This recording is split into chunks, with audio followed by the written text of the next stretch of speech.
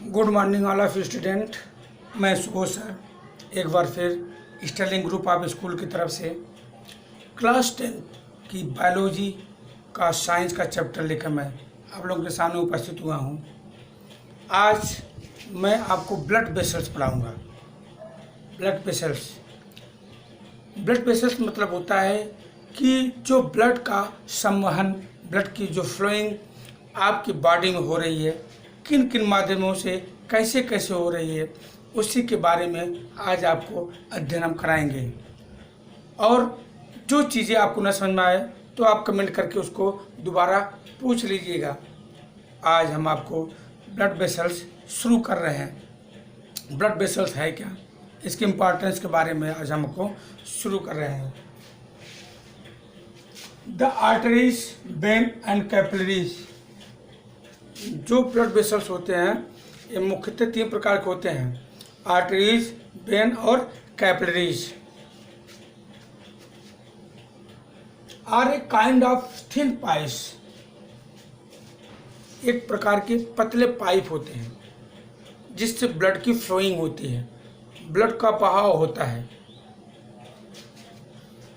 Arteries through which blood flow in the body, जिसके सहायता से बॉडी में ब्लड की फ्लोइंग होती है, बहाव होता है। Arteries, vein and capillaries are called blood vessels. यही 3 प्रकार के जो ब्लड वेसल्स हैं, 3 प्रकार के जो ट्यूब हुए हैं, इसी को हम क्या बोलते हैं? ब्लड वेसल्स बोलते हैं। Arteries are a thick wall. अब देखिए, अब यहाँ धीरे धीरे करके आपको एक एक चीज़ों के बारे में अध्ययन बताया जा रहा है, समझाया जा रहा है। आर्टरीज क्या है? थिक वॉल्ड, एक मोटी दीवार वाली पाइप है। Blood vessel which carry blood from the heart to all part of the body. क्या करता है? इम्पोर्टेंस पॉइंट है। आर्टरीज का काम क्या है? इसके वाल मोटे क्यों होते हैं और जो वेन होते हैं उनकी अपेक्षाकृत इनके वाल मोटे क्यों होते हैं। अब आप इसको ध्यानपूर्वक देखेंगे तो 1 नंबर का आंसर आपको इसमें मिल जाएगा कि arteries have thick wall, arteries are thick walled blood vessels which carry blood from the heart of all part of the body. ये हार्ट से हर एक पार्ट, बॉडी का हर एक पार्ट में ब्लड की फ्लोइंग करती है। कौन? Arteries. Arteries have thick wall because blood emerge. अब देखिए, यहाँ आपको उसका रीजन बता रहा है कि आर्टरीज की जो वॉल होती है थिक क्यों होती है, उसका रीजन क्या है। Arteries have thick wall because blood emerge from the heart under high pressure. क्या कि जब हार्ट से ब्लड की फ्लोइंग आपकी बॉडी में होती है तो किस हिसाब से होती है? High pressure. उसकी प्रेशर जो होती है, उसकी ताकत जो होती है वो ज़्यादा होती है।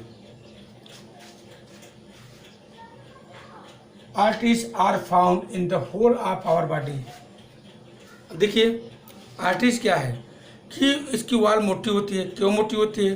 क्योंकि इसका जो हार्ट से ब्लड की फ्लोइंग होती है बहुत हाई प्रेशर से। अगर मोटी और ताकतवर नहीं होगी तो फट जाएगी, इसलिए इसका जो होती है ये बहुत मोटी होती है। Under high arteries are found in the whole of our body. ये पूरे शरीर में पाया जाता है। होल ऑफ आवर बॉडी, हमारे शरीर के पूरे पार्ट में पाया जाता है। The main arteries is connected to the left ventricle. अब हार्ट का जो चैम्बर होता है, left ventricle, right ventricle, upper ventricle, lower ventricle, तो ये दिया है कि जो मेन आर्टरीज होते हैं is connected to the left ventricle of the heart. कहाँ कनेक्ट होता है? Left ventricle of the heart through a valve. The main arteries carry oxygenated blood from the left ventricle. अब देखिए, arteries found in the whole part of our body. The main arteries is connected to the left ventricle of the heart. कहाँ?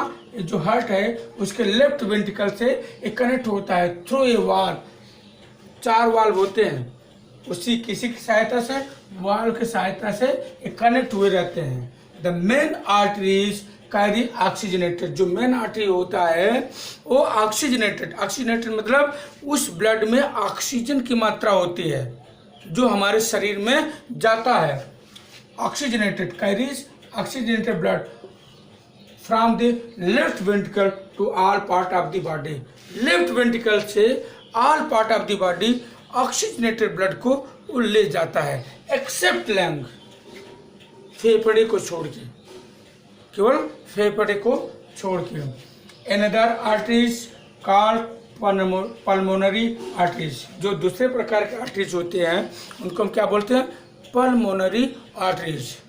क्या बोला जाता है उनको? Pulmonary arteries. Is connected to the right ventricle, एक किसके साथ? राइट वेंट्रिकल के साथ ये कनेक्ट हुए रहते हैं of the heart through another valve, दूसरे वाल्व से। The pulmonary arteries carry deoxygenated, ये क्या करता है pulmonary arteries? Deoxygenated blood from right ventricle to the lungs, right ventricle से कहाँ ले जाता है? लंग्स को, फेफड़े में। फिर से आप देख लीजिए इसको। The main arteries is connected to the left ventricle, जो मेन आर्टरीज होते हैं वो कहाँ कनेक्टेड होते हैं? टू लेफ्ट वेंट्रिकल, लेफ्ट बाएं तरफ के जो वेंट्रिकल होते हैं ऑफ द हार्ट, कहाँ? हार्ट में। थ्रू ए वाल्व, किसकी सहायता से? वाल्व की सहायता से। The main arteries carry oxygenated, जो मेन आर्टरीज होता है ये क्या ले जाता है? ऑक्सीजनेटेड ब्लड, ऐसे ब्लड जिसमें ऑक्सीजन की मात्रा होती है। From left ventricle to all part of the body, कहाँ? लेफ्ट वेंट्रिकल से all part of the body, पूरे लेफ्ट वेंट्रिकल से होल बॉडी में वो ले जाता है, एक्सेप्ट लंग, लंग को छोड़ के। अनदर आर्टरीज कॉल्ड पल्मोनरी, दूसरा आर्टरीज जिसको हम क्या बोलते हैं? Pulmonary arteries is connected to the right ventricle, वो कहाँ कनेक्ट होता है? Right ventricle of the heart, heart के राइट वेंट्रिकल से वो कनेक्ट हुआ रहता है थ्रू अनदर वाल्व, दूसरे वाल्व से। The pulmonary arteries carry deoxygenated blood, क्या ले जाता है? डीऑक्सीजनेटेड ब्लड, कहाँ? From right ventricle to the lungs, right ventricle से लंग्स में ले जाता है। The capillaries are thin walled, capillaries क्या होते हैं? थिन वॉल्ड होते हैं। एंड एक्सट्रीमली नैरो, और सकरे होते हैं, पतले होते हैं।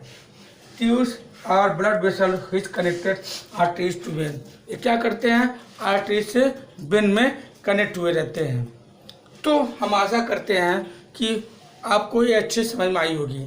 अगर आपको प्रॉब्लम हुई होगी, ना समझ में आया होगा, तो हम आपसे फिर से रिक्वेस्ट करते हैं कि उसको आप कमेंट करके हमसे पूछ सकते हैं। हम आपको नेक्स्ट वीडियो में जब मिलेंगे तो कैपिलरीज के बारे में और वेन के बारे में अधिक से अधिक आपको बताने की कोशिश करेंगे।